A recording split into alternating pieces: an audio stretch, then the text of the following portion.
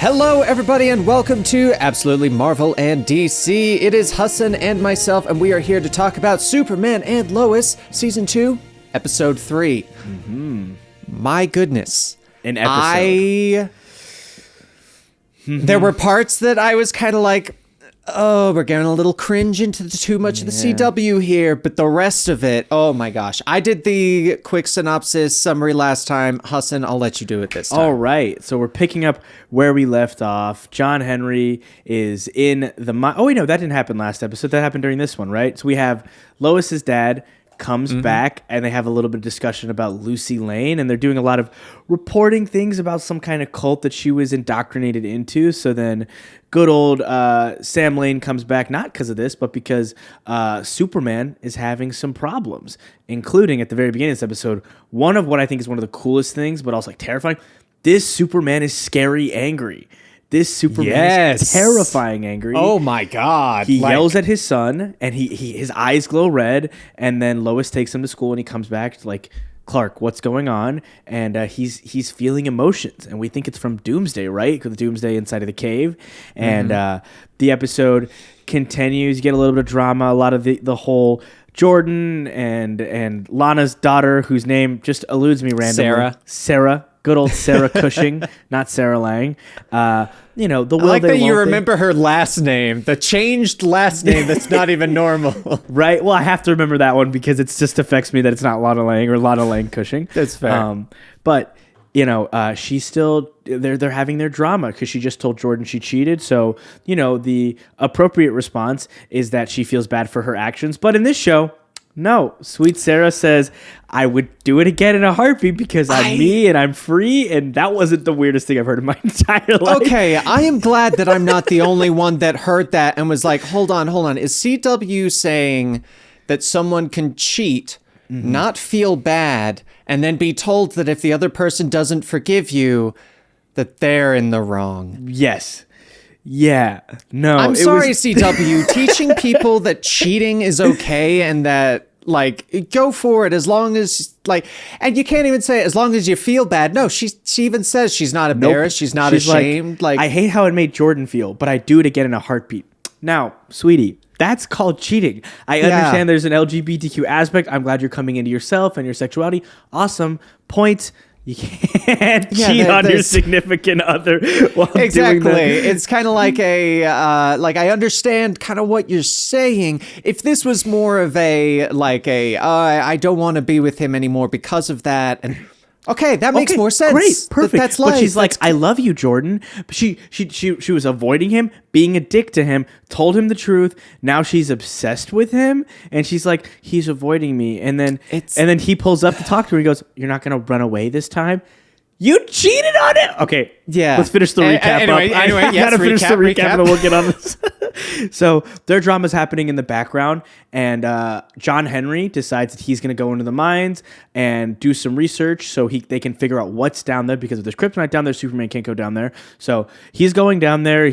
Sam got him some fake IDs so he can get through the government identifications, and he's in there, and he gets knocked out by the evil woman, the very sinister mustache-twirling bad guy of the season who killed people in a mine earlier. And then while all that's going on, the monster awakens in the mine, and it is explosive. And we see actually, I missed another thing. Superman got angry not once but twice. I'm so bad at these little flashbacks. It's totally okay. This is the reason I'm letting you do it, because I do the exact same thing. So it's nice being on this side of it. Another thing I missed out on before we get to this point is that at practice, Jonathan gets into a fight. He finds out his girlfriend is dealing kryptonite to people. So he gets mad, starts a fight with this kid. Clark breaks up the fight and then gets so angry at Jonathan that he can't stop his heat vision, and he burns his hands completely to release the force of his powers. They get back to the house. Then we get the CW. Let's talk it out. Let's talk out our problems. It does need to be said that it's he hurt his hands to the point that it actually stayed damaged compared to the first time, because we have seen, I did like that they kind of replicated the first season where he held Jordan's face. Yeah, exactly. So they showed that he was capable of that, to show even more how it's like he's either way more powerful or a lot weaker. Like Yeah. it's either he's dealing more damage or able to take less damage. But whatever anyway. it is, that was an intense scene to It watch. was Oh a my very god! And the way he intense scene. screams during that too, it's like, yo, they know your secret. Either that or you're beating the. Like the implication is he took his son into a bathroom and then he screamed at the top of his lungs. It's not great. It's not great. Coaches Smallville, please be aware of this. But. You know, we get home, they do the whole, I would say CW, but I think it's tastefully done where they sit down, they have a family conversation like, hey, Clark, this, hey, that, talk to the kids, apologize to them. Hey, here's something special you can do for Sarah because you can't tell her your secret identity yet. Jordan, in the beginning of the episode, that's why Clark gets mad, is he's decided that he wants to tell Sarah and he's going to get married to her. Weird choice, man. You're really young. You're 15. 15-year-olds, first love. You Right, know, it's cute, Just it's cute. cheated on you. You want to get married? It's okay. She Makes just sense. cheated on you. She's your first love. But, you know, Clark decides to be a good dad. He's like, here's what we can do. They allude to something. Jordan goes and does his whole Sarah thing. And then Clark goes to the mines to fight the monster who's escaping. And his landing there, his fly away, the weight, like it looks like the camera shook, the whole Kent farm shook as he flew off, landed. By the way, obvious spoilers, guys. Obvious spoilers. Huge spoilers. Just ginormous spoilers. Because I need to talk about it when you get to the part, but continue. Yeah. So, the fight ensues. Doomsday in his containment suit flies out, bashing in Superman, and he's got him on the ground. And then Steel, Iron Man suits up, and it looks incredible for television. I mean, I would put that just barely under Iron Man 1 CGI. Like a smidge underneath. It only had the slight awkward bit of when he's like jumping up for it that you can see like the exact mirror that I was like, wait, but the rest all, oh my gosh, it looks so cool. Good. And I love John Henry Irons in this. I think everything that actor is killing, I don't know the actor's name, but his performance is amazing. The way his character, like he's this very heroic type. He is Steel. And he's very stoic as well. He's so got that stoic. He's just like, and then when he tells you like, Lois, I'm gonna help. You just trust him, and he's a good dad too. Like his dynamic with Natalie, we'll get into that because that's the tail end, right? But you know, he beats he goes in. He's firing those red sun rays that knocked out Superman last season, and Doomsday's unaffected by it. But he gets one good hit on him. Reveal. It's not Doomsday. It's not Doomsday. It's Bizarro. What? Okay. First up, when I first saw that, my first thought was, hold on, is that a zombie Superman? It wasn't until the ending where they show the Superman and Lois and it's all backwards that I understood that. But my God, What a reveal. My gosh. And so well done. They done. say the words Doomsday during this episode. Yes. Lois literally You're like, not going all Doomsday on me. And then it was Bizarro, which is what a fun concept to play around with on the show. That fight scene in the air, like them fighting. Oh my God, how much money are they putting in this show? That looked beautiful. Like that is probably one of the best fight choreography sequences I've seen in a show since Arrow. When they stripped down, they didn't have superpowers, so the fight choreography looked really good because it was realistic. Right. This looked incredible, and then the reveal was so good. Oh my God. We're just gonna go ahead and start with the whole Bizarro thing first. Like we kind of can't. We have to. It makes so much more sense. Like, it makes more sense how, like, the villains would be able to create this thing. Like, they clearly either created it or brought it from somewhere. Right. I think they brought it from somewhere, and it's related to that necklace that he's got or the pendant or whatever. Yeah. But they're like, it just makes so much more sense than Doomsday. But on top of that, it allows us to build up more to get to a Doomsday later down the road. Because I know we were talking about, I think it might have been on the episode Benny was on, that we were talking about, like, kind of going too big too soon. Going, hey, season 2, Doomsday. Like, I'm glad that they're not doing it. And I love the number of hints that they have done at the Doomsday. When Lois said, "Are you going all Doomsday on me?" I was like, "No way, dude. No way." But I love this. I'm with you. I love this idea because let's do Doomsday on the show. This show deserves a Doomsday. Not yet. Not yet at all. I thought, before I realized it was Bizarro, before I thought they were going that way, John Henry Irons is in the mines. I'm thinking they're going to do the Death of Steel, give him that Superman storyline because he has daughters, whatever, and find a way to make it matter, I guess. But I was like, it's even too early for that. And then they show you Bizarro, which is just such a silly concept, it's ridiculous, but it's always been fun in every interpretation in this show. I mean, I've never in my brain thought of Bizarro as this incredibly powerful entity, right? Barring Injustice Bizarro, who almost saved everybody. Well, see, that's the thing though, is Bizarro is always on this destructive level, always capable of it. That's why he's always in the comics, he's often a big threat, is because he does have this strength, but he's also got the mind to not understand how to use or how much strength he does actually have. Right. And I think it's so great because it's going to potentially lead into another kind of Battle of the Minds style thing, or not of the minds, more of the emotions, because that they're going to try and not befriend him, but understand him. And understanding Bizarro is an incredibly difficult thing to do if you've ever read or talked or seen anything with Bizarro in it. But that, luckily they left I'm actually really glad that they left all that at the end so that we can speculate, but it did not drown out the rest of the episode, because I do want to also go and talk to the other thing that we ended the episode on. Jonathan going to his girlfriend to potentially get some X-kryptonite for himself. Oh, is this going to be where we activate his powers? I think it seems these writers, they like showing you something and it not being the reveal, right? So I in my brain, it's like, oh, John is going to get his powers from this. I don't think so, but it's going to have some huge effect, and I'm insanely excited about that.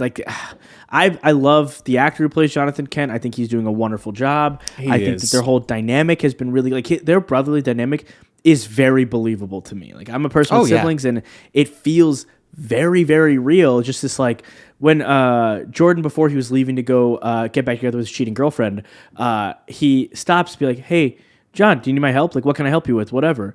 And he goes, no, Jordan, go. It's okay. And he's like, okay. They don't argue about it the way that, on a CW show, it's like, no, I'm here for you. Don't worry. And then the girl's going to cheat on him again because CW, Iris West, blah, blah, blah, blah, blah. But this time it's this very okay, well then I'm going to go. Then I'm going to go do my thing. You need me? No, you good? You good. All right, I'll see you. I'm going to push you a little bit and then we're good. We're good to go. And I'm just...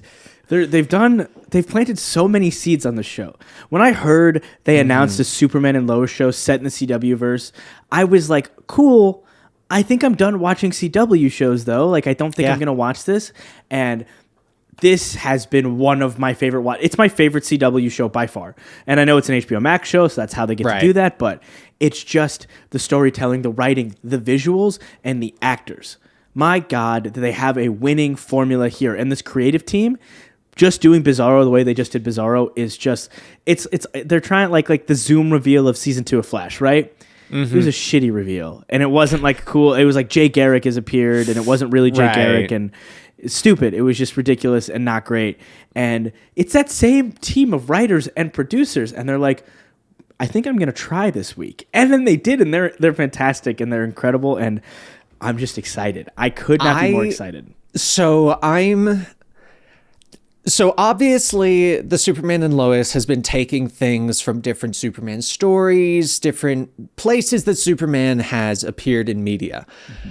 I think that they might potentially, and you're going to love this because you're a big Young Justice guy, I'm wondering if they're going to put Jonathan in the direction of kind of the X-kryptonite is like those Superman patches Lex gave Connor. It enhances his abilities, kind of makes him irritable, kind of puts him a little on edge, but kind of amps him up to be the stronger power.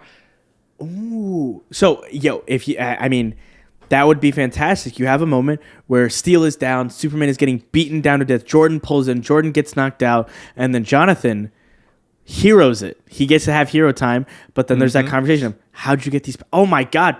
That'd be great. That'd be so much fun. I think that is such a great a great idea. But I do wonder, right? Kryptonian physiology. I don't remember how Kryptonite was affecting Clark. Do you remember that? Did they do that last season? I don't remember entirely.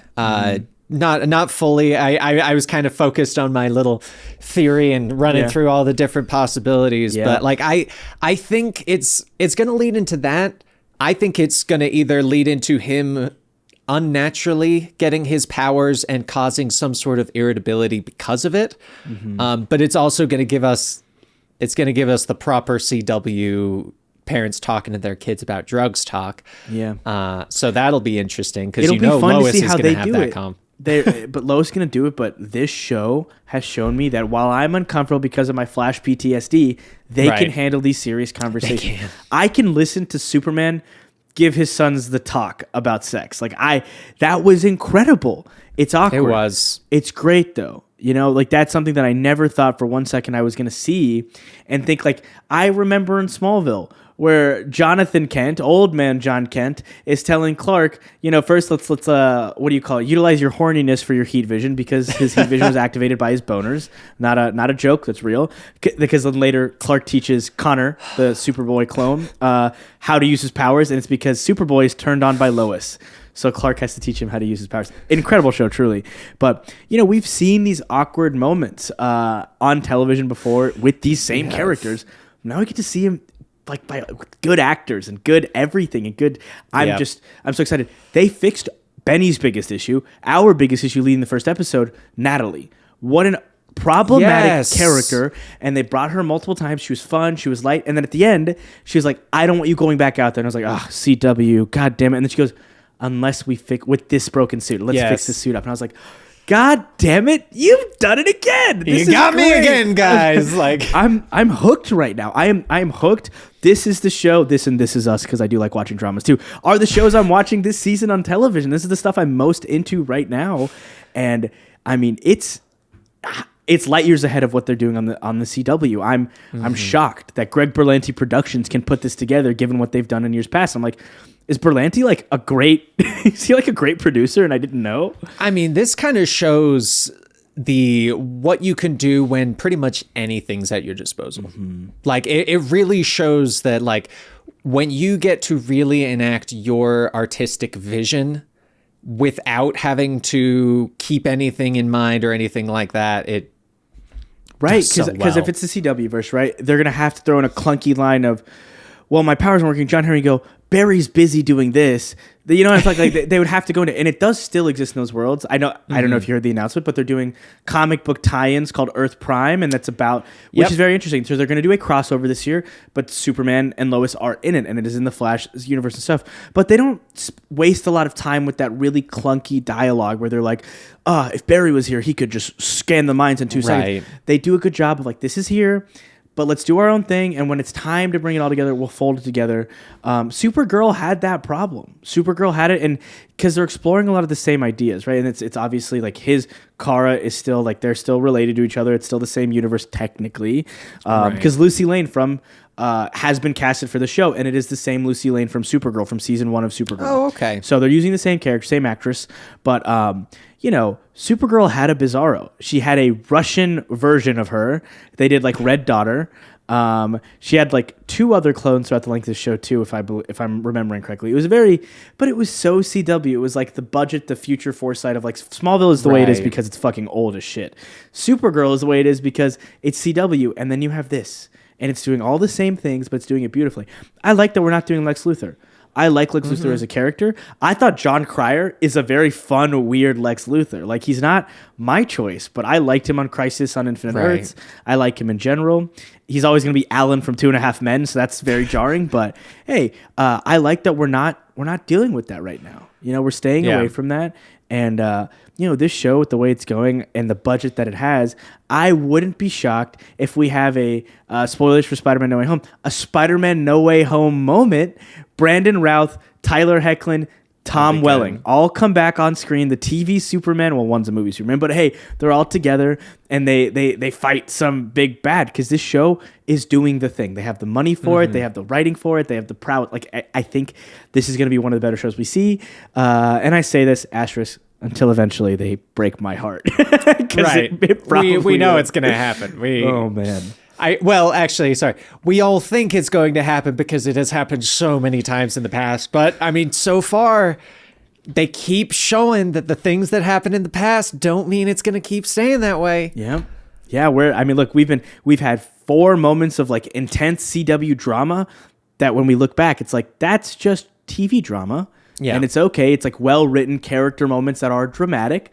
And we have PTSD from Flash. We do. Well, I mean, going into the drama, though, I think it's fair considering we just got an episode where a mother tried to teach her daughter that cheating is okay and it's the other person's fault for not being okay with the fact that you cheated. That was clunky. I think that does need to be brought up and mentioned because I understand kind of what they were probably intending. But they're brushing over a major factor on it that when it comes down to it will affect the audience that this show is written for. Yeah. Like this is clearly a show that is aimed towards a younger audience as well, like based on the fact that it is following around 2 of the kids, like and their relationships, and they're 15 and yeah. It could have like there could have easily just been like a line of like are you sad that you did this, like did you not, something basically saying that cheating is not okay, because I think and I think that most of us can agree that cheating is not okay. Most of us can agree. We should all agree. Not most. Yes, let's all agree cheating's not okay. I know.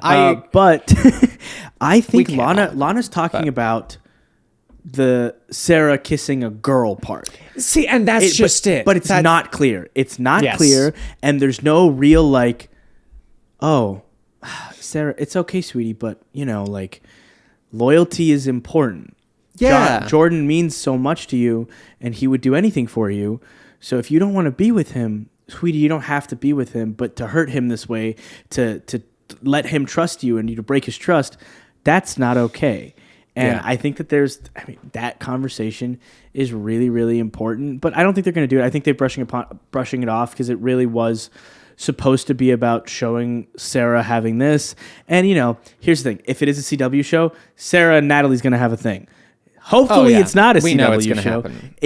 Don't do it. Look at me, writers. Writers, I'm looking at you. We're going to get one of 2 things. Mm-hmm. Her and Natalie, or Jonathan and Natalie. And either way, I don't want either. Jonathan and Natalie are biologically related. They can't do that. They won't do it. They won't do that. They won't do that. They can't. No, they're actually... You never know. No, wait. Yes Dan, but yes related. And no. That's the thing. Yes and no. Yes and no. No, this is not anime. I know we watch anime, but this is not. They're different universes. His mother is the one there. That mother did not give birth. It's the same logic. It's the same logic behind twins having, like, getting together with other twins, them having kids, and they are all technically genetically siblings, regardless of them being cousins or not. Right. It's the same logic. They're genetic siblings. But my point is, they are. Oh my God. That doesn't mean that they're not going to potentially do that. Because here's the thing you got to remember. Jonathan and Natalie, they're still 2 people that grew up not with each other or anything like that. As wrong as it sounds, this might be something that they have to actually confront, of going, no, Jonathan, like, she is in a way your sister. Like, these are... You never know. My point is that they might go with either one, and either way, they shouldn't go with either. So, guys, this is me announcing I'm leaving the show. I cannot watch any more Superman and Lois with the idea that might happen. Oh my God! And did you not get that vibe either? No, like, because am I the only one? So I couldn't, because like Lois Lane, like because the way John Henry looks at Lois, right? They're biologically the same person. It's not like it is a 1-to-1 doppelganger. So I think that my brain had already just like subbed this out. Hey, I'm not watching Japanese television. I'm watching a U.S. show. So siblings, even half siblings, that's off the table on that. On, you know, whatever else we're watching an anime, it's always on the table for some reason. But that I'll agree with. Anime kind of goes in that a little too heavily sometimes. You could be full blood related siblings and you'll have a crush on each other. Don't worry. But this one, I really think CW would be stupid to toe that line. I don't think that they would explore that. But hey, we live in a weird world. I think if anything, it might just get slightly mentioned, because while I do understand what you're saying, they're also multiple times heavily been going, she's not your mother. She is not our Lois. You are not the same person. Like they are very heavily going, they're not the same person. So I do feel like, though, which I've liked this a lot, their on-screen time with like the boys and Natalie feels very sibling to me. Like I read that very much as like really good close friend siblings. Like she's right. Like, hey, is this just boys talk? Like, no, come on in. But it felt like, come on in, little sis, not like come on in, girl. Like that's how I read it. But that it could be any number of ways, because I'm more going off of like there was the final scene where she goes up to John, is like talks to him about something, and it was just enough that made me go, it wasn't that I'm expecting them to go towards it, it's more of the I wonder if they're gonna simply bring it up. Yeah, which, you know what, last season I think it's interesting because John was the first one to find out about Natalie. He was in the trailer last season, and he said, I had a sister that no one told me about, whatever. That's right. He did. Actually, I completely forgot about that line. So let's hope he stays aware of that. That's like, you know what? I will say, I really hope he stays aware of it as well, because I don't want them going in that direction. It was more of just we know that they're going to do something with Natalie. They're going to do some hack me bullshit. We know what they're going to do it with Natalie, and we know that the only possibilities right now are Sarah and Jonathan. Sarah, it is. Cheat on him some more. That one aside. Guys, comment below. How do you feel about incest? No. Don't comment that. It's an absolute joke, guys. Yeah. There's multiversal incest. No. Multiverse. If they're from a multiverse and you don't have the same father, are they really your sister? Let us know. That is the question. Oh my God, Dylan's gonna be editing this. He's like, okay, I know. So I have to cut this whole section. We'll kind of call it there. I feel like we've jumped around a lot. That honestly, I feel like we've covered most of it. Was there anything else you wanted to mention? Nope. This has been the Absolutely Marvel and DC podcast about Superman and Lois. Ridiculous. As we should. Look, that's the comments are always saying, and I read every comment because I got nothing else to do. And they're all like, we want a podcast of us, and we've given them like a little snippet. This is basically what a podcast we're giving you guys it. It's just what we do here. We have a good time. Yeah, we have a great time. This was a fun episode. This was a fun discussion over it. I'm excited to see where they go with it. I hope they don't go into multiversal incest. I hope they stay. I hope we focus more on just Bizarro and kind of what's happening there, because it's going to be interesting to see how Bizarro is going to relate to the government and everything happening there, the ex-Kryptonite. So many potential doors, guys. It's going to be awesome. That and the Lois storylines. Don't forget about that one. And the Lois storylines, I'm interested in that, because they're keeping something going there and making it very interesting to see where it's going to go, and making it seem very dangerous. Yep, a lot more dangerous than I was expecting. So thank you guys so much for listening and watching. He is Hassan, I am Dan, and we will catch you all next time. Peace out.